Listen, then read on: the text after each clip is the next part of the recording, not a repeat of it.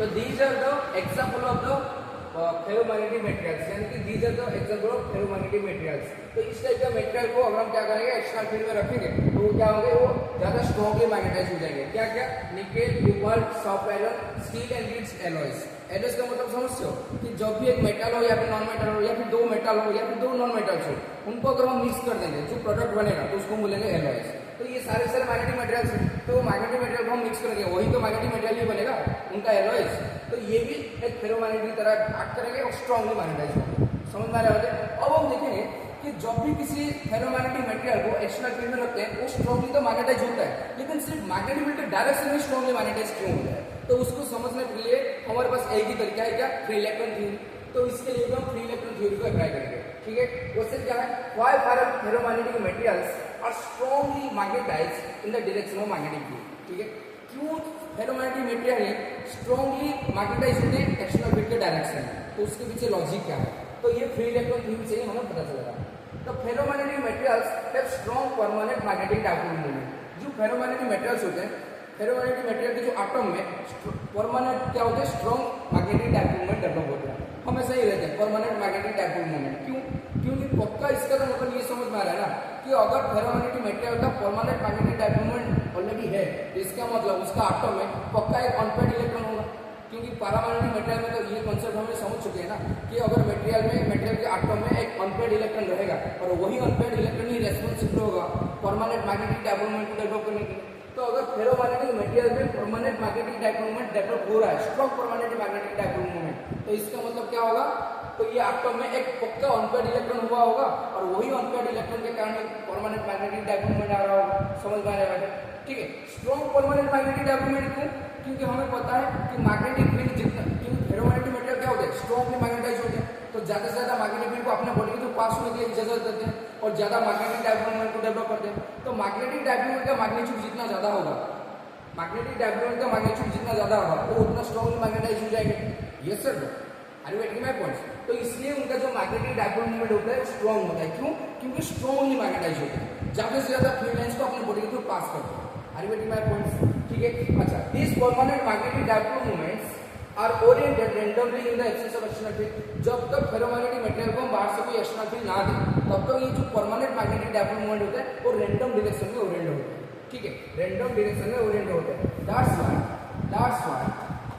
Random direction में Orient होते हैं। कुछ ऐसे, एक सेकंड, कुछ ऐसे होते हैं जैसे कि ये तरह के फेरोमैग्नेटिक मटेरियल है और फेरोमैग्नेटिक मटेरियल में जो ईच एटम में होते हैं, जो ईच एटम्स होंगे तो उनके पास क्या होगा ना, strong permanent magnetic dipole moment होगा। और ये परमानेंट मैग्नेटिक डाइपोल मोमेंट जो होंगे वो ऐसे मतलब रैंडम डायरेक्शन में ओरिएंट हो रहे होंगे क्योंकि कोई फील्ड नहीं है। समझ में आ रहा है? जब तक फेरोमैग्नेटिक मटेरियल को, ये क्या है, फेरोमैग्नेटिक मटेरियल, फेरोमैग्नेटिक मटेरियल्स, यहाँ पे भी कुछ होंगे ऐसे, यहाँ पे कुछ होगा ऐसे, यहाँ पे भी ऐसे कुछ होंगे। मतलब क्या हो जाएगा, यहाँ पे जितने भी एटम्स होंगे सबके पास तो परमानेंट डाइपोल मोमेंट होगा, लेकिन बिना किसी फील्ड के इन्फ्लुएंस में वो क्या कर रहे होंगे, रैंडम डायरेक्शन में ओरिएंट हो रहे हैं। ठीक है, फेरोमैग्नेटिक मटेरियल से, और in the absence of field all the magnetic dipole moments are permanent magnetic dipole moments are randomly oriented. समझ में आ रहा है? Randomly oriented. यहाँ पे एक ट्विस्ट है, क्या, कौन सा twist? The magnetic dipole moments, the magnetic dipole moments, the magnetic dipole moments are so strong that, क्योंकि strong magnetic dipole moment है, क्योंकि strongly magnetized हो रहा है, इसलिए उनका magnetic dipole moment क्या हो रहा है, strong हो रहा है। समझ में आ रहा है? The magnetic dipole moments are so strong that they always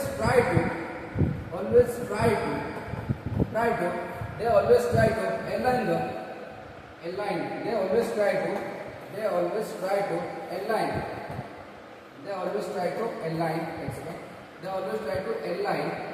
align the neighboring dipole moments, the neighboring NIGHDOURING, the neighboring or nearest dipole moments,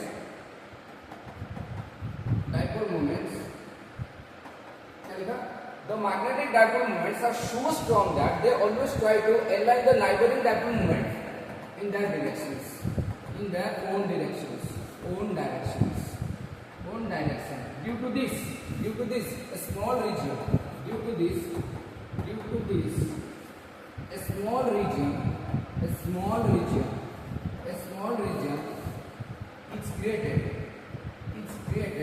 in which couple of magnetic dipole moments are oriented in same direction. Couple of magnetic dipole moments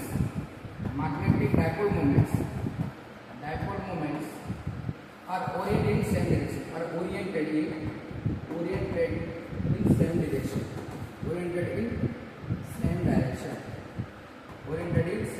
record हो रहा है ना?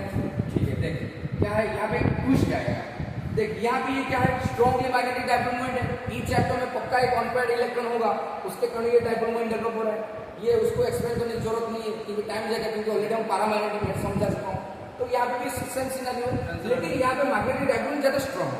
तो होगा क्या, ये जो random direction में जो ये ओरिएंट हो रहे हैं, तो जो ईच मैग्नेटिक डाइपोल मोमेंट होंगे वो चाहेंगे अपने सराउंडिंग में जो डाइपोल मोमेंट होंगे उनको अपने डायरेक्शन में अलाइन करने के लिए। मतलब जैसे कि मान लो ये डाइपोल मोमेंट की अगर बात करें, ये डाइपोल मोमेंट की अगर बात करें, ये डाइपोल मोमेंट का डायरेक्शन किधर है, इधर है, समझ में आ रहा है? इस डायरेक्शन में ओरिएंट हुआ है, तो ये इतना स्ट्रॉन्ग है इन सराउंडिंग में जो डाइपोल मोमेंट्स है उसका नाइबरिंग डाइपोल मोमेंट्स है, इसको बोलेंगे नाइबरिंग डाइपोल मोमेंट्स, मतलब उसके नियरेस्ट डाइपोल मोमेंट जो होंगे, ये इतना स्ट्रॉन्गली डाइपोल मतलब उसका फील्ड होगा, ये डाइपोल मोमेंट का जो मतलब मैग्नीट्यूड इतना ज्यादा स्ट्रॉन्ग होगा कि ये चाहेगा कि उसके सराउंडिंग में जो छोटे छोटे जो डाइपोल मोमेंट्स है उसके सराउंडिंग में वो डाइपोल मोमेंट को अपने डायरेक्शन में अलाइन करने के लिए, मतलब ये डाइपोल मोमेंट चाहेगा ये डाइपोल मोमेंट को अपने डायरेक्शन में अलाइन करने के लिए, ये इसको भी अपने डायरेक्शन में अलाइन करने के लिए, इसको भी अपने डायरेक्शन में अलाइन करने के लिए। ठीक है, तो यहाँ पे ये भी डाइपोल मोमेंट चाहेगा ये सराउंडिंग में जो नाइबर में जो मैग्नेटिक डाइपोल मोमेंट्स होंगे अपने डायरेक्शन में अलाइन करने के लिए। समझ में आ रहा है? मतलब कहते हैं ना कि हर मतलब गैंग में एक लीडर होता है, वो लीडर हमेशा चाहता है कि मेरे बच्चे मेरे साथ ही चले, उसका लीडर चाह रहा होगा कि ये मेरा डायरेक्टरी है, ये बच्चे मेरे साथ हिसाब से चले। समझ में आ रहा है? तो ये जो स्ट्रॉन्ग मैग्नेटिक डाइपोल मोमेंट होंगे तो ये क्या करेंगे ना, अपने सराउंडिंग में जो मैग्नेटिक डाइपोल मोमेंट्स होंगे, मतलब सारे के सारे स्ट्रॉन्ग मैग्नेटिक डाइपोल मोमेंट है, लेकिन एक डाइपोल मोमेंट होंगे सारे के सारे, मतलब कि ये डाइपोल मोमेंट की बात करें तो ये उसके सराउंडिंग में जो नाइबरिंग डाइपोल मोमेंट है तो उसको चाहेगा कि अपने डायरेक्शन में अलाइन करने के लिए। तो यहाँ भी क्या होगा, तो ये सारे के सारे डाइपोल मोमेंट इसका बात मानते हुए उसके डायरेक्शन में अलाइन होंगे, क्या करेंगे, रीजन क्रिएट करेंगे। ठीक है, एक रीजन क्रिएट करेंगे। कैसे, देखिए जैसे कि ये था हमारा क्या था, फेरोमैग्नेटिक मटेरियल, तो ऐसे रीजन क्रिएट हो जाएंगे, ऐसे रीजन क्रिएट हो जाएंगे। ठीक है, ऐसे कुछ रीजन क्रिएट हो जाएंगे। ठीक है, जैसे कि मान लो ये डाइपोल मोमेंट क्या किया, ये 3 मैग्नेटिक डाइपोल मोमेंट को अपने डायरेक्शन में अलाइन कर लिया और अपना रीजन बना लिया, तो 3 डाइपोल मोमेंट क्या होंगे भाई, इस डायरेक्शन में अलाइन हो जाएंगे, इस डायरेक्शन में अलाइन हो जाएंगे। देख ये मैग्नेटिक मान लो ये मैग्नेटिक डाइपोल मोमेंट इस डायरेक्शन में था, तो ये दोनों को अपने साथ ही अलाइन कर लिया, अपने डायरेक्शन में बना लिया, तो ये तीनों मिलकर एक रीजन बना लिया। ठीक है, ये रीजन बन जाएगा, इस टाइप का रीजन बन जाएगा। समझ में आ रहा है? इस टाइप का एक रीजन बन जाएगा। फिर ये वाला मैग्नेटिक डाइपोल मोमेंट क्या करेगा, ये दोनों को ये जो उसके सराउंडिंग में जो भी मैग्नेटिक डाइपोल मोमेंट होंगे वो अपने मतलब डायरेक्शन में अलाइन करते हुए ये भी एक रीजन बना लेगा। समझ में आ रहा है? क्योंकि स्ट्रॉन्ग मैग्नेटिक डाइपोल मोमेंट है ना, तो उनका इन्फ्लुएंस इतना ज्यादा होगा। ठीक है, अब डाइपोल मोमेंट है तो मैग्नेटिक फील्ड तो होगा कि नहीं, तो तीन ही मैग्नेट की तरह बिहेव करते हैं। ये सर नो बार मैग्नेटिक तो डाइपोल मोमेंट डिपेंड करते हैं कि नहीं, तो ये क्या करेंगे, अपने सराउंडिंग में जो डाइपोल मोमेंट होंगे उनको अपने डायरेक्शन में अलाइन करने के लिए कोशिश करेंगे, तो एक छोटा सा रीजन बना देंगे।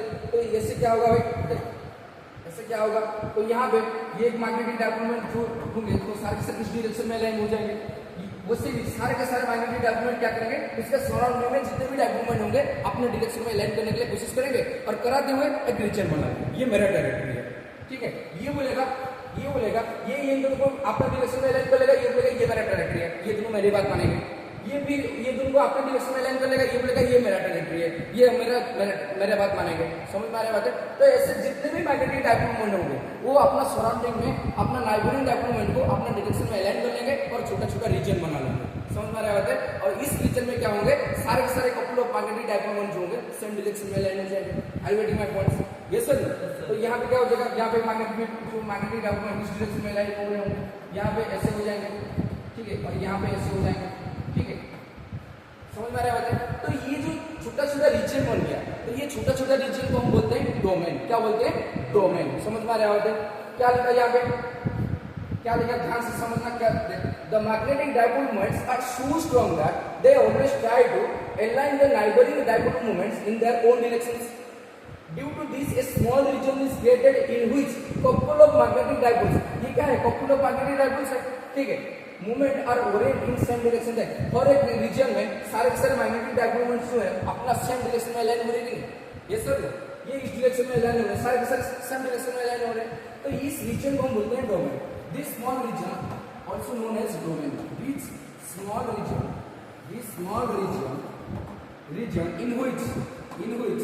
in which couple of magnetic dipole moment, couples of magnetic dipole moments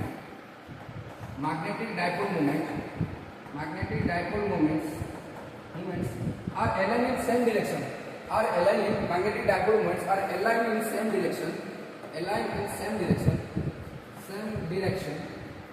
Same direction is called domains. क्या बोलते हैं? डोमेन्स। समझ में आ रहा है? तो ये मैग्नेटिक पहले क्या था? परमानेंट मैग्नेटिक डाइपोल मोमेंट था। ध्यान से समझना, परमानेंट मैग्नेटिक डाइपोल मोमेंट था, कोई फील्ड नहीं है तो उधर उधर भागेंगे, मतलब उनका जो थर्मल एनर्जी है उनका रैंडम डायरेक्शन हो रहा होगा, रैंडम ओरिएंटेशन, लेकिन वो स्ट्रॉन्ग मैग्नेटिक डाइपोल मोमेंट होगा। तो ये क्या करेंगे, अपना सराउंडिंग में जो होंगे, जो बाकी जो नाइबरिंग मैग्नेटिक डाइपोल मोमेंट होंगे, वो उनको इन्फ्लुएंस करने के लिए कोशिश करेंगे, अपने डायरेक्शन में अलाइन करने के लिए कोशिश करेंगे। तो अपने सराउंडिंग में तो कर पाएगा ना, थोड़ी सारे सर्कल अपने डायरेक्शन में अलाइन कर लेगा। नहीं, ये वाला डाइपोल मोमेंट ये अपने सराउंडिंग में ये दोनों को लेके ये अपने डायरेक्शन में अलाइन कर लेगा, ये वाला ये दोनों को कर लेगा। मतलब each and every magnetic dipole moment क्या करेंगे, अपने सराउंडिंग में क्या करेंगे, जो छोटे छोटे डाइपोल मोमेंट होंगे उसके नजदीक तो उनको क्या करेंगे, अपने डायरेक्शन में अलाइनमेंट करेंगे। समझ में आ रहा है? जिसके कारण क्या होगा, छोटा छोटा रीजन बन जाएगा, और जहाँ पे कपल ऑफ डाइपोल मोमेंट्स क्या होंगे, सेम डायरेक्शन में अलाइन होंगे, इस तरह का अगर अलाइन हो जाएंगे। समझ में आ रहा है? ये डाइपोल मोमेंट उसका लीडर होगा, ये दोनों को अपने डायरेक्शन में अलाइन कर दिया, ये उसका लीडर होगा, ये दोनों को अपने डायरेक्शन में अलाइन कर दिया। समझ में आ रहा है?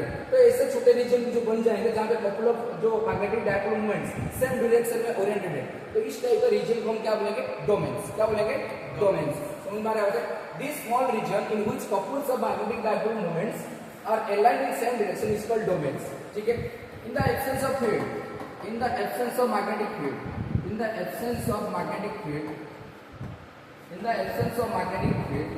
the net magnetic dipole moment in the absence of magnetic, अच्छा एक सेकंड देख, मेरे को एक बात बता, ये क्या है, ये डोमेन्स है, ये क्या है, ये डोमेन्स है,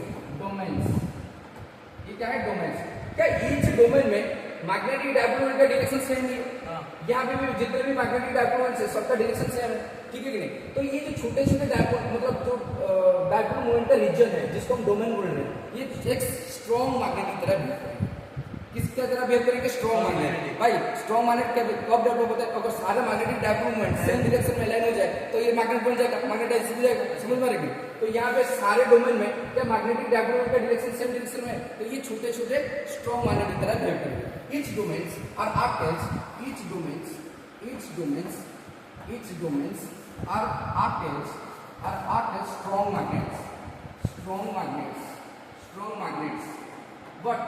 strong magnets, but their net magnetic dipole moment,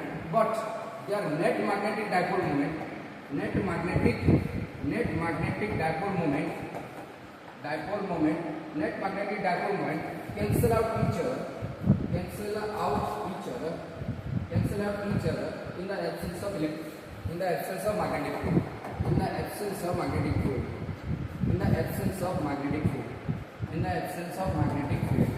in the absence of magnetic field.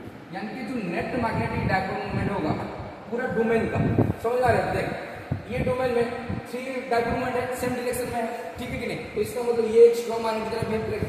जितने भी डोमेन्स है 1 2 3 4 5 6 डोमेन्स, 6 स्ट्रॉन्ग मैग्नेट्स, क्योंकि सारे देख स्ट्रॉन्ग मैग्नेट को बनता है, अगर सारे magnetic dipole moment same direction में अलाइन हो जाए तो ये स्ट्रॉन्ग मैग्नेट बन जाएगा।